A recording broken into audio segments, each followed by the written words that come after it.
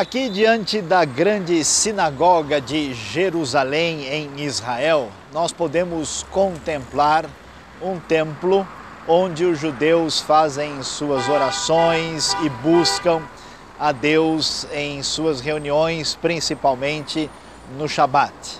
E quando nós vemos um templo como esse, parece algo um tanto diferente da realidade do contexto das comunidades cristãs.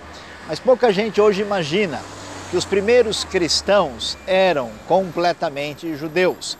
Quem lê, por exemplo, a carta de Tiago, vai observar que Tiago, quando escreve dizendo: se entrar na reunião de vocês, ou seja, no grego, na sinagoga de vocês, um homem muito importante, um homem rico. Ou seja, nesse momento da história, só existem cristãos judeus. Pois é, como nós acabamos de ver em Atos capítulo 14, nós vimos que a primeira viagem missionária de Paulo e Barnabé foi muito bem sucedida. Eles pregaram em Chipre, pregaram na região da Licaônia, e agora esses gentios completamente pagãos se convertem. Aqui nós temos uma nova realidade. E o que vai acontecer? Em seguida, um grupo de cristãos desse contexto aqui vai descer para Antioquia e vai tentar mostrar para esses novos cristãos gentios que eles devem se circuncidar conforme o ensino de Moisés, conforme nós podemos ver em Atos capítulo 15. Se vocês não forem circuncidados conforme o costume ensinado por Moisés, não poderão ser salvos, diz ainda o versículo 1. Então, a situação começou a ficar complicada. Era necessário discutir, afinal de contas, o que vai acontecer agora. Existe uma realidade do contexto da comunidade judaica cristã convertida, e agora estes gentios que passam a crer em Cristo, o que se vai exigir deles? Eles devem guardar o sábado, eles devem praticar circuncisão, eles devem praticar leis cerimoniais do Antigo Testamento. Qual vai ser o procedimento? Assim, o texto vai nos mostrar que Paulo e Barnabé foram designados para virem para cá, para Jerusalém, tratar da questão com os apóstolos e com os presbíteros que estavam na liderança da igreja local aqui. Então a igreja os enviou, eles passaram pela Fenícia e pela Samaria e, contando as maravilhas da conversão dos gentios, chegam em Jerusalém e são bem recebidos. E assim vai dar início a uma reunião muito importante que vai ser conhecida na história como o Concílio de Jerusalém, que acontece aqui no ano 49, quando vai se pensar e se decidir o que fazer com estes cristãos que acabaram de se converter e não têm um passado ligado ao judaísmo. É interessante observar, a partir do verso 6, o texto diz: os apóstolos e os presbíteros se reuniram para considerar a questão. Depois de tanta discussão, Pedro toma a palavra e diz o seguinte: irmãos, vocês sabem que há muito tempo Deus me escolheu dentre vocês para que os gentios ouvissem de meus lábios a mensagem do Evangelho e crescem. Deus, que conhece os corações, demonstrou que os aceitou, dando-lhes o Espírito Santo. Você lembra muito bem como isso teve um impacto ali impressionante no caso de Cornélio.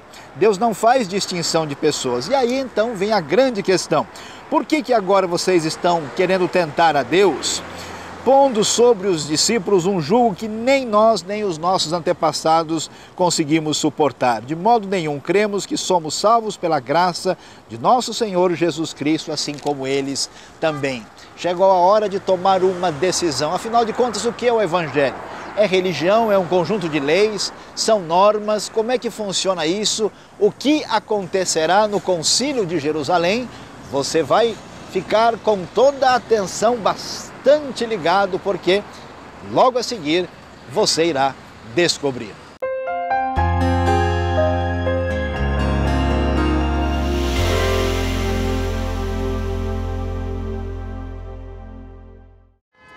Nós não sabemos com certeza quando Paulo escreveu a carta aos Gálatas. aqueles irmãos que foram ganhos na primeira viagem missionária. Mas uma coisa que aconteceu quando Pedro chegou em Antioquia, capítulo 2, versículos 11 a 14, mostra que Pedro e também Barnabé agiram de uma maneira hipócrita. Isso é difícil entender como que Pedro agora vai se levantar, neste caso aqui, para defender essa posição antifarisaica, essa posição que a gente não precisa se circuncidar para ser salvo. Essa importância que Paulo sempre entendeu e que depois na Reforma seria um ponto-chave, isto é, que somos salvos inteiramente pela graça e aceita pela fé.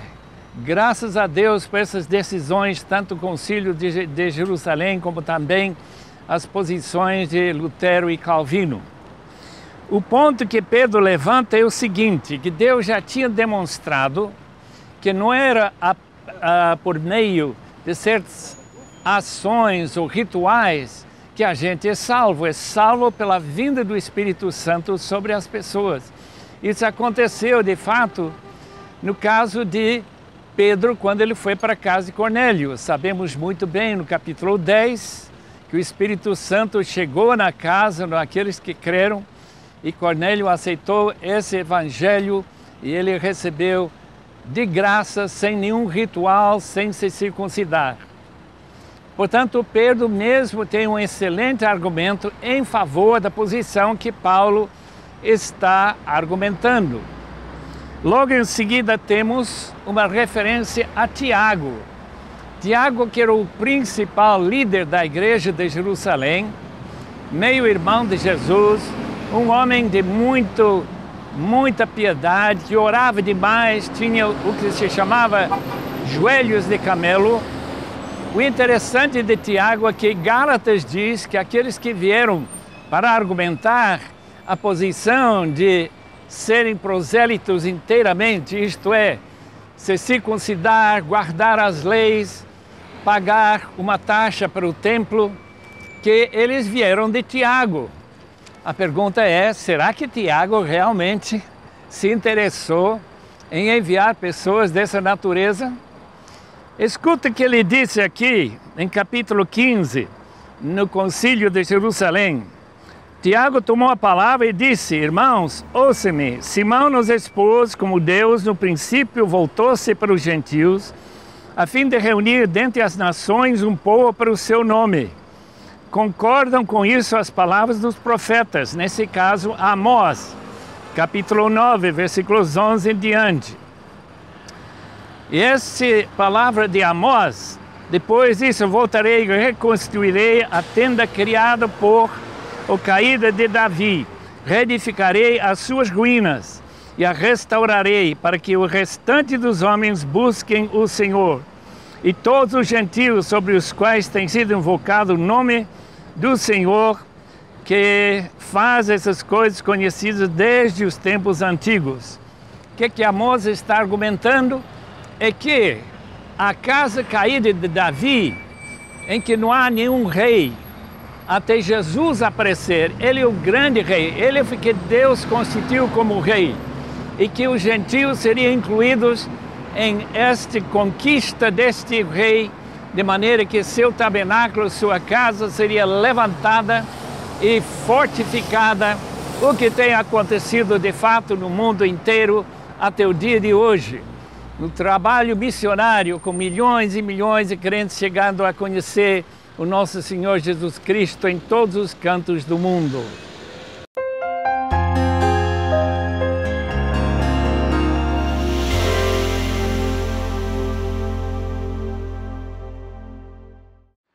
O Concílio de Jerusalém, no ano 49, relatado aqui em Atos 15, tem muita coisa a nos ensinar sobre o que significa ser uma igreja, de acordo com o Novo Testamento.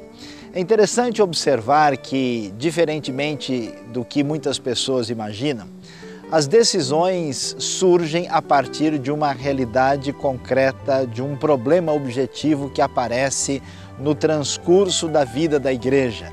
surge uma dificuldade, a questão dos judaizantes com os cristãos gentios, e essa questão vai ser discutida.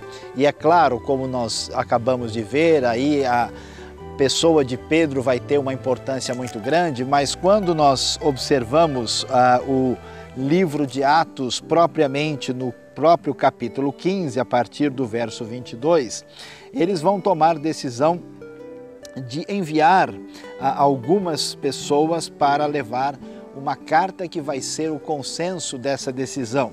E o texto faz questão de dizer que os apóstolos e os presbíteros, com toda a igreja, decidiram escolher alguns e enviá-los. É interessante perceber como o Espírito de Deus que age nos apóstolos, age nos presbíteros, está agindo na igreja, portanto há uma ideia clara de uma espécie de referência, vamos dizer quase que democrática, falando a respeito do assunto conforme nós observamos aqui.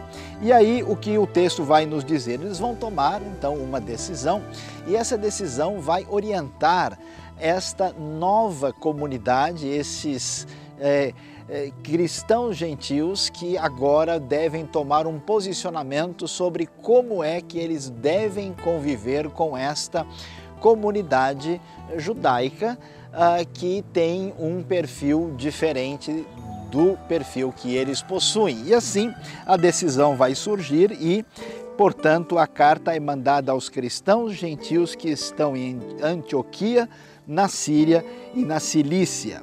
E diz o texto: saudações, soubemos que alguns saíram do nosso meio sem nossa autorização e os perturbaram, transtornando a mente de vocês. Então, eles dizem que concordaram em escolher alguns homens e enviá-los com nossos amados irmãos Barnabé e Paulo, homens que arriscaram a vida pelo Senhor Jesus, e o texto vai prosseguir e olha só que coisa interessante, muito significativa, diz o verso 28, pareceu bem ao Espírito Santo e a nós não impor a vocês nada além das seguintes exigências necessárias. Mais uma vez mostrando que a nós, a comunidade da fé e o Espírito Santo são as referências que conduzem a maneira de tomar decisões dentro da igreja. E qual é a decisão? E aqui nós temos uma questão um pouquinho mais difícil de resolver. Que tipo de decisão é tomada aqui? Muitas pessoas, quando leem o que o texto tem a dizer aqui, que eles deveriam se abster de comida sacrificada a ídolos, de sangue, de carne de animais estrangulados e da imoralidade, certamente ficam confusas, porque parecem coisas diferentes não comer sangue e abster-se de relações imorais. Será do que essa carta está falando? Algumas pessoas corretamente pensaram, ou esses mandamentos são de ordem moral, ou esses mandamentos são de ordem cerimonial. Se eles fossem de ordem moral, não fariam tanto sentido, porque o problema é exatamente a convivência de gentios com judeus.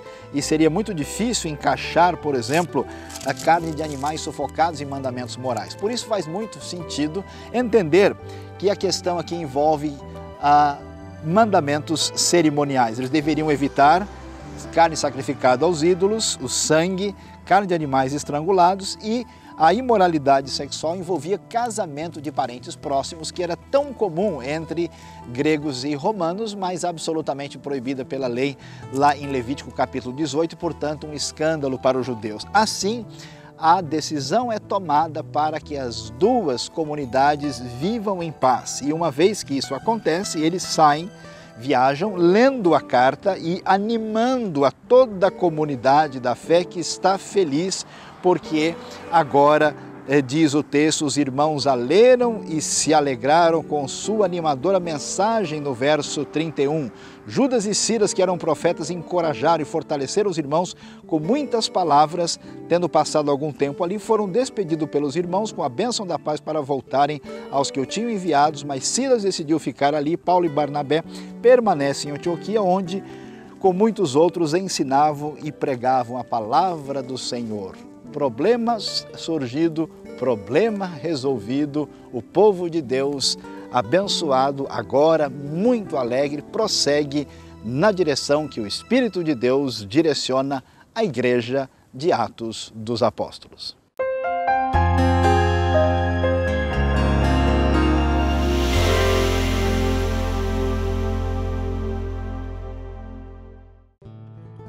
encerrado a discussão sobre a necessidade de ser circuncidado e guardar a lei de Moisés, a igreja entra em um período de paz. Paulo está em Antioquia.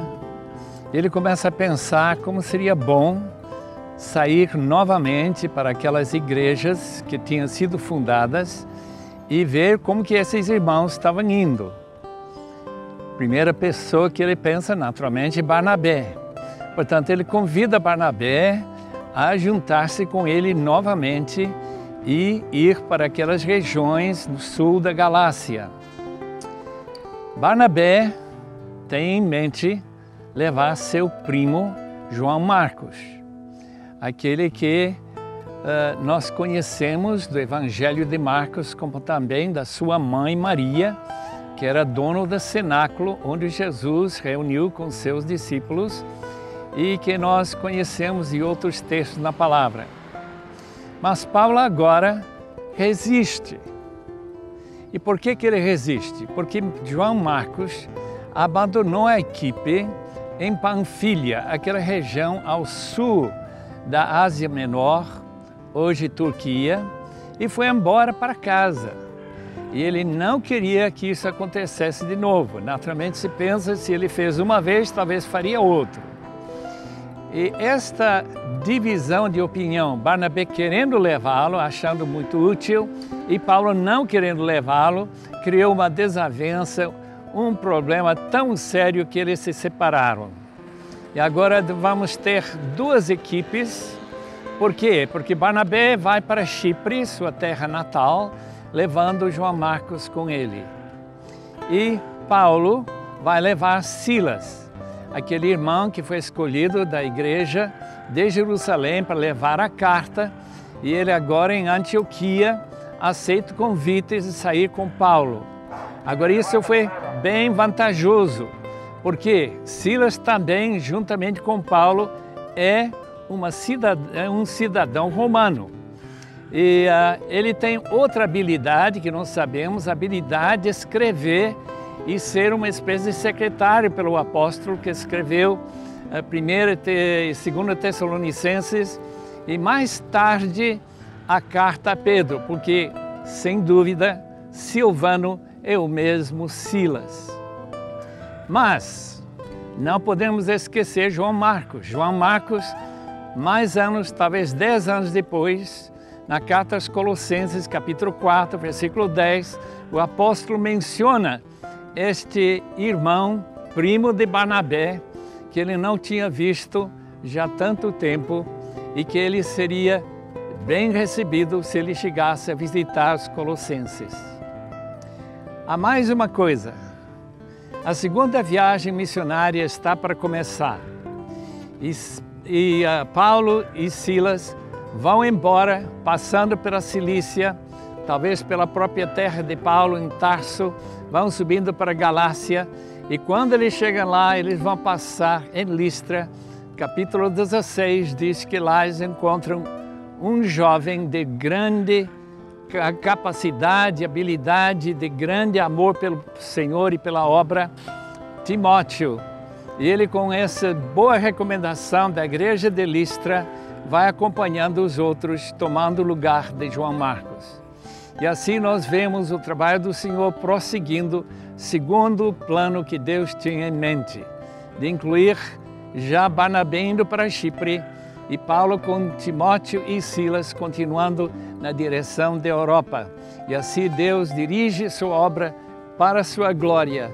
E nós somos muito gratos e contentes, porque de certo modo nós estamos aqui falando dele por causa dessa obra que começou há tantos anos atrás.